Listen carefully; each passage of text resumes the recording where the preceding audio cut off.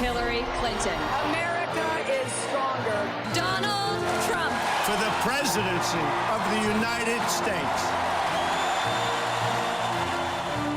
La course pour la Maison-Blanche avec Xavier Yvon en direct de New York. Bonsoir Xavier. Hello Nicolas, bonsoir à tous. Et dans cette dernière ligne droite, les deux candidats ne se lâchent plus. Hier, vous nous l'avez raconté, ils étaient en Caroline du Nord à quelques heures d'intervalle.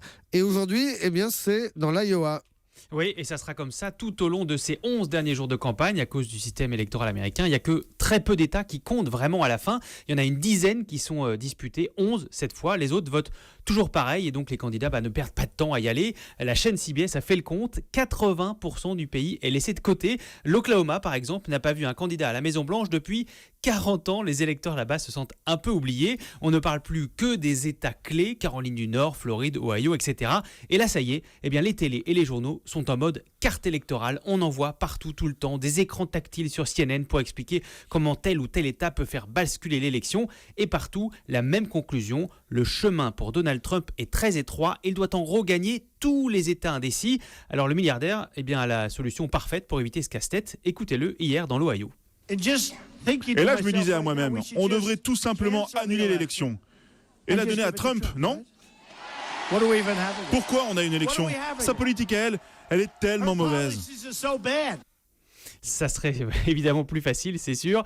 Quelques heures plus tôt, au meeting où je me trouvais en Caroline du Nord, Michelle Obama avait comme répondu par avance « Ici aux États-Unis, a dit la Première Dame, ce sont les électeurs qui décident qui gagne et qui perd. » Si Hillary ne gagne pas cette élection, ça sera parce que nous n'avons pas voté pour elle. Et c'est exactement ce qu'espère son adversaire. C'est ça sa stratégie. Rendre cette élection si laide et si sale que nous ne voulons pas y participer. Ils essaient de vous faire rester à la maison. Alors voilà ce que je vous demande. Sortez et votez pour Hillary. Parce que voter, c'est notre manière à nous de nous élever quand eux, ils s'enfoncent. C'est comme ça que nous nous élevons. Nous votons. Voilà Michelle Obama, la première dame qui est un des principaux atouts d'Hillary Clinton. Alors du coup, Trump, lui, veut utiliser sa femme pour les derniers jours de campagne. Oui, il la ressort alors qu'elle était un peu réduite au silence depuis son discours de cet été à la Convention républicaine. C'était un discours copié-collé d'un texte de Michelle Obama. Il y avait une polémique. Donald et Melania Trump ont donné une interview côte à côte hier matin sur ABC.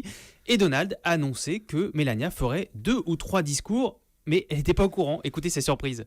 She's actually going to make 2 or 3 speeches. And I will tell you. Oh, voilà, mon mari ne m'avait pas dit. Donald Trump lance sa femme dans la bataille, mais il y met moins d'argent. Il se vante depuis le début de mettre sa fortune personnelle à contribution. Il a promis de dépenser $100 millions d'ici l'élection. Il en est encore loin. Et ce mois-ci, eh bien, il a sorti que, je vais dire, 31 000 $ au lieu des 2 millions qu'il met chaque mois. Est-ce un signe qu'il n'y croit plus lui-même, se demandent les commentateurs. Eh bien, Trump annonce finalement qu'il signera aujourd'hui un chèque de $10 millions, mais il reste toujours très en retard sur le trésor de guerre amassé par Hillary Clinton. Elle a 4 fois plus d'argent. Elle va pouvoir inonder les États indécis de clips de campagne dans ces derniers jours. Et Xavier, pendant ce temps-là, le colistier de Trump a eu un accident d'avion. Dérapage et sortie de piste. Non, on ne parle pas de la campagne Trump, juste de l'avion de Mike Pence, le candidat républicain à la vice-présidence. C'était hier à New York à cause de la pluie. Plus de peur que de mal, tout le monde va bien. Alors tout ça se finira donc par une belle soirée électorale. Ce sera le 8 novembre. Et on sait où Hillary Clinton fera la sienne. Oui, ce sera sans surprise à New York, où elle habite, où elle a son QG de campagne et où elle a été sénatrice. L'endroit choisi, c'est le Javits Center, un centre de conférence à Manhattan. C'est un lieu symbolique parce qu'il a une immense verrière et c'est une référence à la formule fétiche d'Hillary Clinton qu'elle répète depuis des mois. Elle veut, je la cite, briser le plafond de verre pour devenir la première femme présidente des États-Unis. C'est une métaphore, évidemment. Et donc, elle pourrait devenir la première femme présidente sous une grande verrière pour briser le plafond de verre. On a compris. Xavier Yvon, merci beaucoup en direct de New York.